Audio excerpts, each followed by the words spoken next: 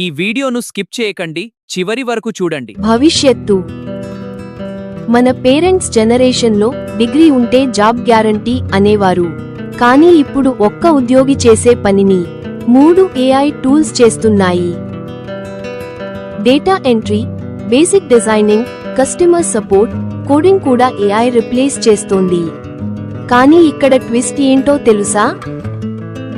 ఏఐని భయపడేవాళ్లు కాదు, ఏఐని ఉపయోగించడం నేర్చుకునేవాళ్లే సర్వైవ్ అవుతారు.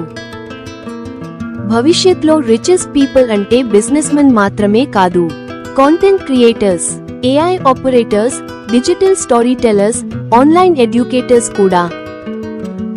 భవిష్యత్తును ఆపలేం, కానీ భవిష్యత్తుకి ముందే మనం సిద్ధం అవ్వచ్చు.